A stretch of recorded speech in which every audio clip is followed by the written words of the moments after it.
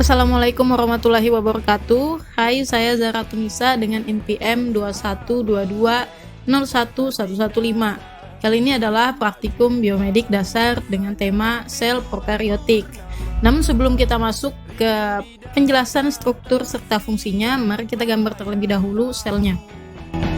Indah jauh di sana, jauh di mata, namun di hati sentiasa ada, menemani di kala gundah gulana.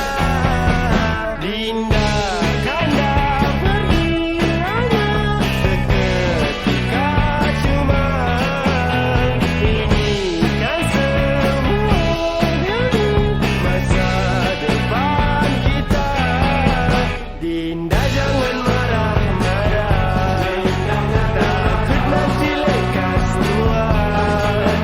Kanda setia orangnya, takkan pernah mendua. Dari jutaan bintang, Dinda paling gemerlapan. Dari segenap wanita, Dinda lah yang paling menawan. Dinda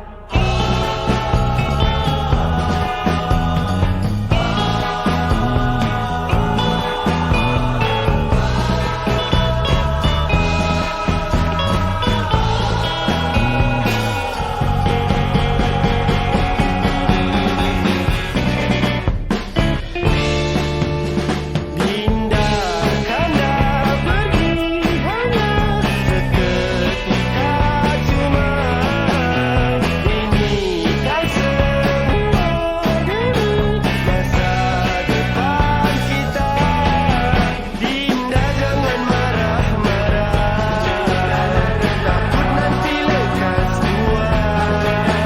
Kanda setia orangnya, takkan pernah mendua. Dari jutaan. Nah, jadi ini dia gambar selnya sudah selesai. Untuk pengertian secara generalnya sendiri, sel merupakan unit struktural terkecil dari organisme hidup, yang dimana secara fungsional sel berfungsi untuk menjalankan fungsi kehidupan, yaitu dengan cara menyelenggarakan kehidupan jika sel-sel penyusunnya berfungsi, kemudian baru bisa membentuk suatu organisme. Pada sel sendiri, pada setiap organisme sendiri tersusun atas salah satu dari dua jenis sel yang secara struktur itu berbeda. Ada sel prokaryotik dan sel eukaryotik. Nah, kedua jenis sel ini dibedakan berdasarkan posisi DNA di dalam sel.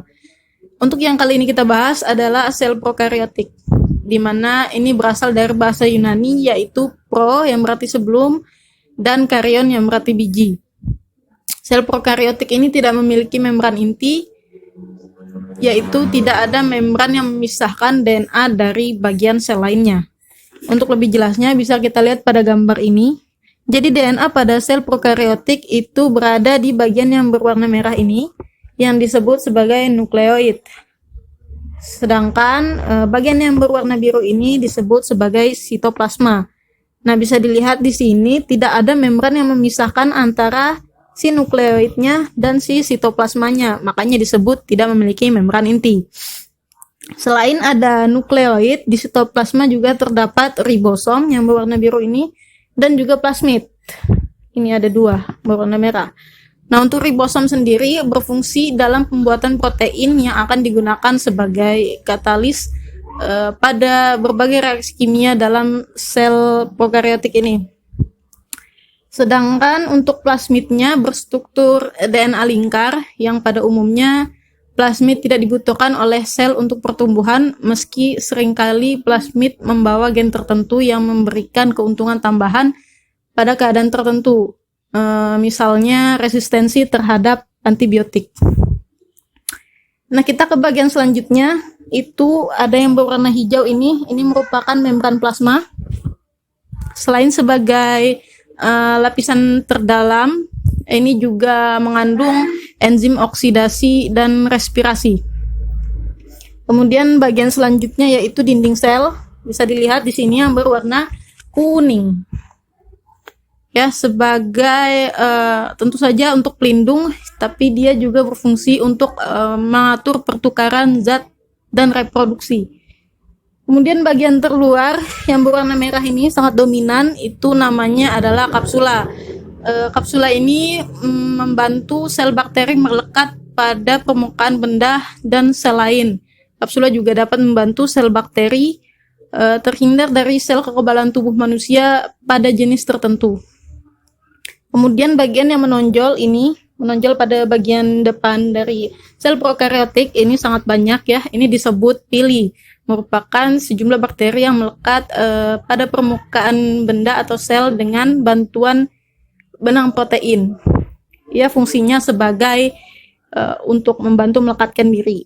Kemudian yang terakhir adalah ini merupakan flagela, bisa dilihat sendiri dari bentuknya yang sangat menunjang untuk fungsinya yaitu sebagai alat gerak sel. Ya, terima kasih. Ini sudah mencakup semua dari struktur dan fungsi dari sel prokaryotik. Apabila ada salah kata mohon maaf. Assalamualaikum warahmatullahi wabarakatuh.